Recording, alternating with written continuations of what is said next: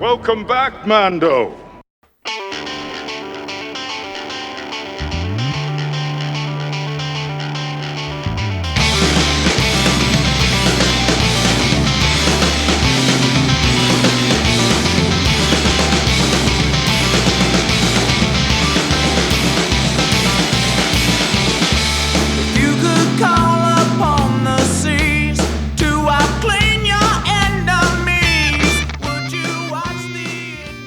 Ho, ho, ho, ho.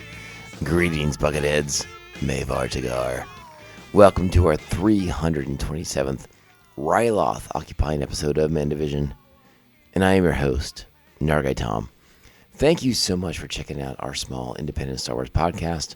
We are so glad you're here. Reach out to us on the socials at Mando_Vision on Twitter and Instagram. You can call it X if you want. Hit us up at Blue Sky at MandoVision, and you can email the show, mandovisiontom@gmail.com. Make sure to like, subscribe, follow, and share the show with all the Mandalorians in your covert. All right, Bucketheads, we are back, and we are a little late.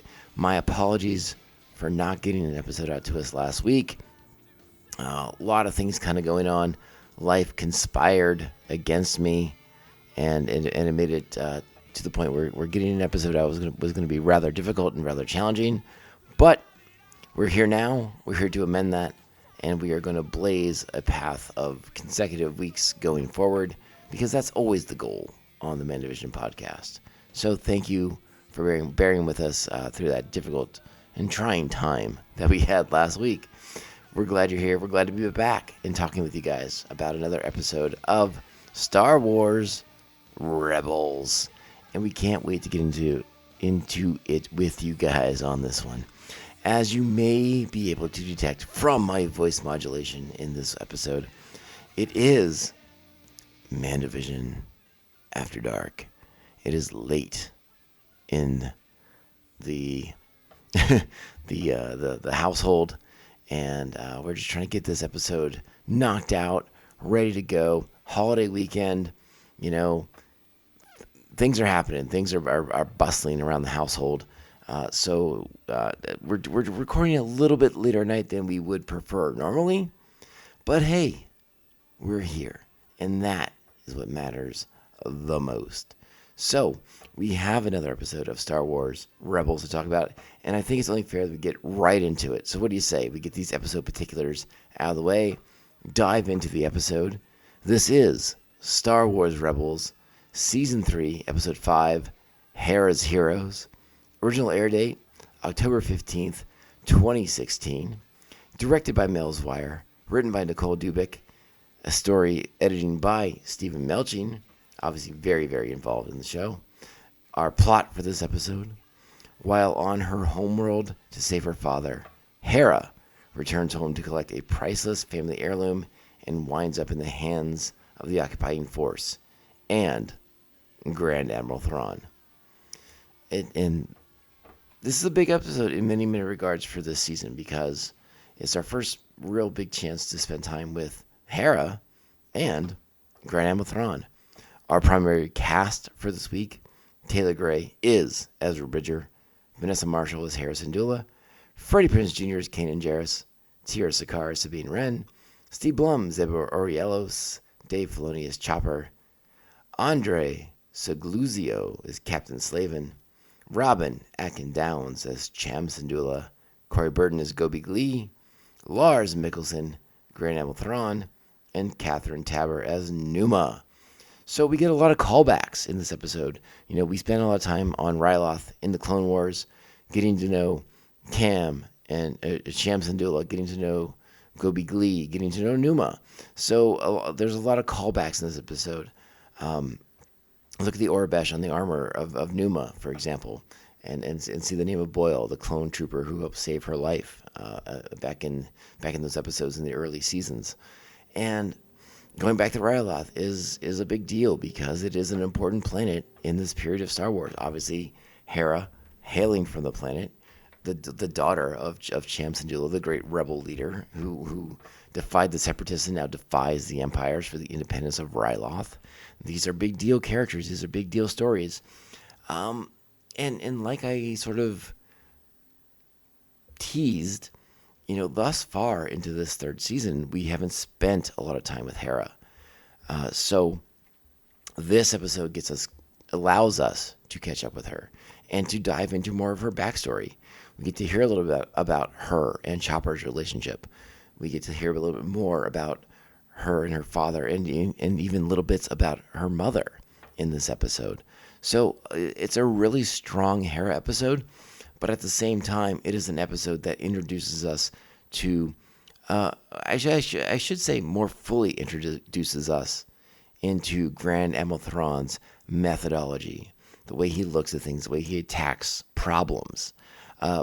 If you know the EU, you know the old extended universe, you know Heir to the Empire, and then those books by Timothy Zahn that introduced Thrawn, you know that one of Thrawn's methods for getting to understand his enemies is by embracing a culture's art and learning to understand a people through their art.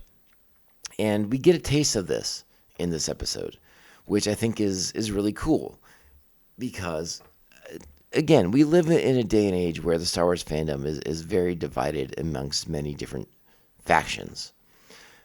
And there is a strong faction that is anti the Disney Star Wars. They live for the EU and the original iterations of Thrawn and what Timothy Zahn created in the old EU.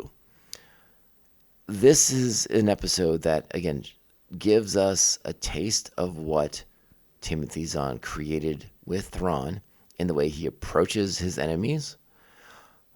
But does it go as deep? Does it go as nuanced and involved as the Timothy Zahn novels did?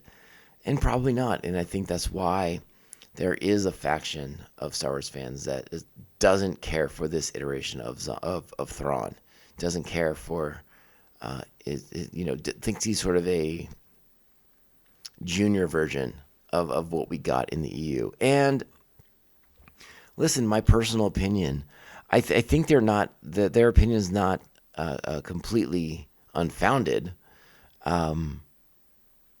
But I'm just glad to have Thrawn in canon. This is a great character that was created at a time when Star Wars was at a low point as far as new content, new material for the fans to consume and to read. And Thrawn was sort of like the boon character that we all gravitated towards. They were like, yes, this is an Imperial leader that, like, we now understand this person. We now understand more about the Empire through this character. So his introduction in Rebels is a big deal because it shows from Dave Filoni and the other creators behind the scenes that there is a level of respect for what was part of the expanded universe. There is a level of, you know what, we like this too, and we want to figure out how to make this work in our show. And while there is still a ton of the expanded universe that probably will never make it to the light of day, I'm looking at you, Mara Jade. I'm so sorry. I love you. I love you, Mara Jade. But you're probably not coming over into canon as much as I want you to. And other elements, Talon Card and the other various elements that Timothy Zahn brought on board. Yasamari, clearly not coming over in canon at this point. We got Thrawn, and I'll take it. It's something to be excited about. Is he as potent a leader as he was at the fall of the Empire, trying to bring the pieces of the fragmented Imperial Navy together? Probably not. But we're also early into his career. We'll see what happens with Thrawn in the next season of Ahsoka, now that he's returned to the galaxy. But these are problems for another day, friends. Again, a good episode for our introduction to Thrawn. A good episode for getting more backstory onto Hera Syndulla herself. So let's go ahead and dive into it a little bit more fully. You know what that means. It's time. Strap on your buckets. Let's go. Get out of here. We'll hold them off. You're going to have to relocate the covert. This is the way. This is the way. So this is a good episode of the show. I do really like how it begins to explore Thrawn and how it gives us a little bit of background into Hera herself. But I do have to say that and she owns up to it. Most of this episode, the events of it are driven by her personal need to collect a family artifact that had been taken over by the Empire, who has once again occupied her planet. It was the Separatists before. It was the Empire in the beginning. Now it's the Empire yet again. So Ryloth, a planet that cannot seem to escape any sort of occupational force taking it over. But I would also imagine that it has a little bit to do with smoking out Hera Syndulla and her rebel friends here in Phoenix Squadron.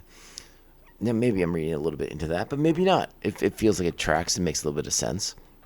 But, we open the episode up with Cham and Numa being pursued by Imperial agents. We have our first canonical appearance of blurgs, the creatures that we see Cham and Numa riding on. And then we will see live action versions of them in season 1 of The Mandalorian. And I'll be honest, I sort of forgot that blurgs had their debut in the animated form here in Rebels. But it was obviously, as soon as I saw them, I was like, oh yeah, this is where the blurgs got their start.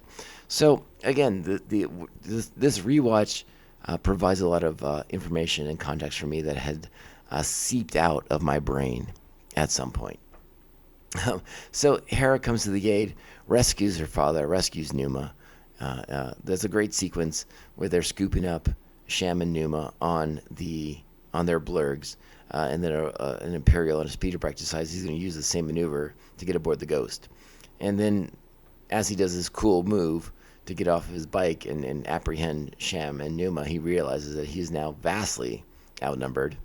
And Zeb asks if Ezra needs that helmet for his collection, which of course Ezra does. So they take care of said stormtrooper, speeder bike trooper, and collect that helmet, because guess what? That armor, that's about to come in pretty darn handy, because the Empire is occupying the Syndulla household, the home of Hera. And this is where we get a little bit of our information about her family, because she's going back in there. She wants to reclaim the homestead. She wants to reclaim an artifact that is part of her family's history. That would be something left to her. That was a reminder of her mother. And she instigates these things. And she's very aware that it's a personal mission. But she thinks it won't be that big a deal to infiltrate because, again, the Ryloths have been, the Twi'leks are being occupied again on Ryloth. And she can just play the part of a servant, right? Readopt her Twi'lek accent and play the role of a subservient Twi'lek girl to these Imperials. Get the, I've already forgotten the name of it, the Rathakiri, and get out of there, right? Like it should be a simple mission, but it's a personal one for Hera. A quick internet search reminded me that it's the Kalikori. I was somewhat close, but not that close. So my bad, friends. But yeah, she wants to recover her family's Kalikori, which is sort of like it just sort of traces her family's lineage. It's priceless to the family, but to anybody else, it's just kind of a knickknack, right? Like the Imperials kind of treat it as a cultural curiosity. At least Slavin does. Thrawn finds way more import in it than Slavin does. And that's just how it rolls. So we're going to infiltrate this base. Hera, Ezra, infiltration. Ezra in disguise as a stormtrooper. Make our way in. Chopper's there. He's in disguise. We see the Y-Wing.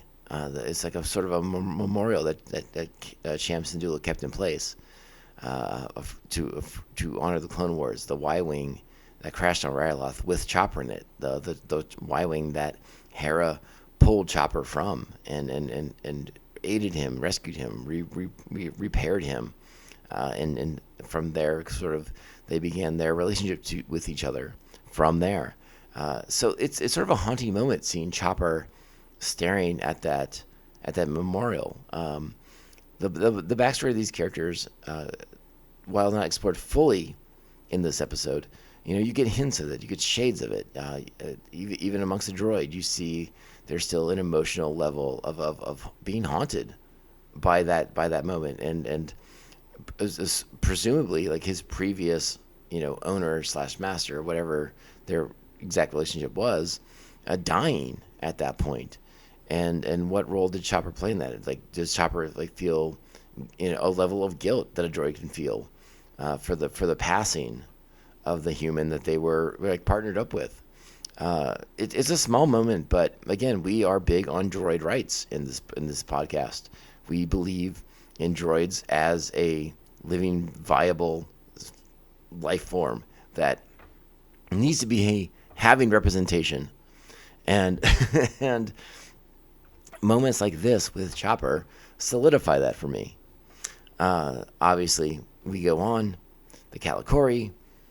We have Hera slipping back into her, French Resistance level accent, as is typical of the Twi'leks on Ryloth. And again, big stuff with Thrawn.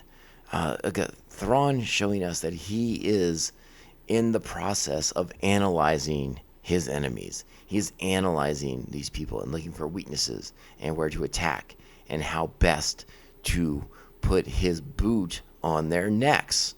And it's a very different approach than anything we've seen before from Imperial hierarchy, I suppose is the best way to put it, right? Everything's been brute force, strangleholds, put him in a sleeper, choke him out. Thrawn is more subtle. He's more manipulative. This episode gives us a taste of that. This shows us how he approaches his enemies by understanding who they are and how best to attack them, because he now knows how and where their weaknesses are, what makes them vulnerable. Again, it's explored more fully in the old EU books. Read Heir to the Empire, read Dark Force Rising, read The Last Command, and you'll see Thrawn kind of at peak Thrawn. We get tastes of it in the new canonized version, the prequel books that exist that Timothy Zahn came back to do, but that are sort of a prequel to his appearance in Rebels, and even going back to the Chiss Ascendancy novels that they set up. Again, great stuff. I really do enjoy those books quite a bit, but the argument could be made that Thrawn's somewhat neutered in this new canon, and I think there's an element of that is because there is an element of that is due to the fact that at the time in the early 90s when Timothy Zahn was writing these books, there was not a lot to go on, right? Like he worked off of the information in the old role-playing game book, and he was told to stay away from the Clone Wars. He was told to stay away from Anakin and Obi-Wan. He sort of had like these like kind of like boundaries. Like, here's some barriers that you can bump up against, but don't try to go past them. So he sort of had a clean palette, and like his little bit of touching on the Clone Wars, obviously very different from what we got in the prequels when they would come out, 7, 8, 9 years later. And that's okay, because like he was able to work with an open world at that point. Again, he had the West End Games source book.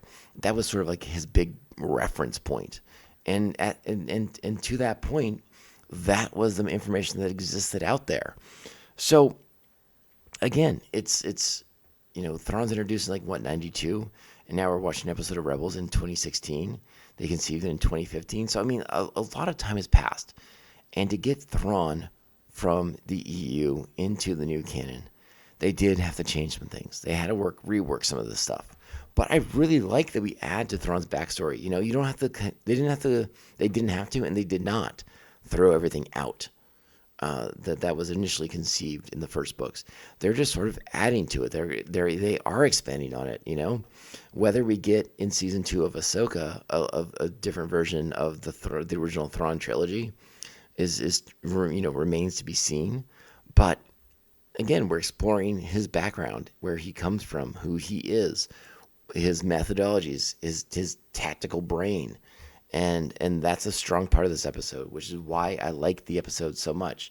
So by and large, it's a pretty straightforward episode in the sense that, like, our heroes have an objective, there is an obstacle, and our heroes have to overcome said obstacle with the help of Chopper, basically. And Thrawn lets them go because he's learning, he's gathering information, he is assessing who they are. He's getting all those metrics that he wants to make his computations. And that's why it's a strong episode, because we're building who he is. And I think a lot of fans of the old EU didn't care for this version taking his time and being so methodical. While Thrawn in the old EU was just as methodical, it just happened to be at a different timeline, a different period of time, where Thrawn had a little bit more ability to act with impunity and a little bit more ability to direct the entire imperial might. Again, he was dealing with a very different thing.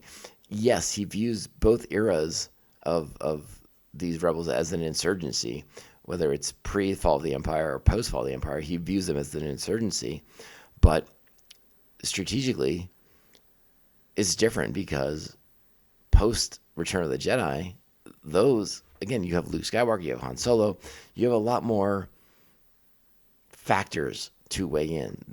At this point in time, things are small. Thrawn can take his time. He can tease it out. He wants to destroy the rebellion in one fell swoop. All right? He's not looking to destroy them piece by piece. He said as much in the first episodes of this season. He wants to lure them into some kind of bigger conflict and just wipe them off the board immediately. Which makes sense because the rebellion is in its infancy. The rebel cells are still scattered. They're not united. We've seen this in Rebels. We've seen this now talked about in Andor. So, again, follow the train of thought, follow the logic pattern here. It all does make sense. It all syncs up. And we will get into more of that as we get to explore Thrawn in this season and the next of Star Wars Rebels. So, it's a solid episode. I give it 8 buckets. Again, by and large, it's very straightforward, but I like the Harrison Dula background. I like getting to know more about the Twi'leks and their culture. And then obviously the Thrawn stuff. Very strong, very positive. Good stuff. 8 buckets on this end. And that's where we're going to wrap things up for tonight for my good friends. So reach out to us on those socials at Mando_Vision on Twitter /X and Insta. You can email the show, MandoVisionTom@gmail.com. Find me at MandoVision on Blue Sky. And then make sure you're liking, subscribing, following, and sharing the show with all the Mandalorians in your covert. And if you are able and so inclined, depending on where you listen, sweet 5-star reviews. They help us out tremendously. This is the MandoVision Podcast, and I am your host, Nargai Tom. Thank you for being here, Buckethead Nation. You continue to be the best supporters on the interwebs, and we love you dearly. We'll be back very, very soon as we continue rolling through Season 3 of Star Wars Rebels.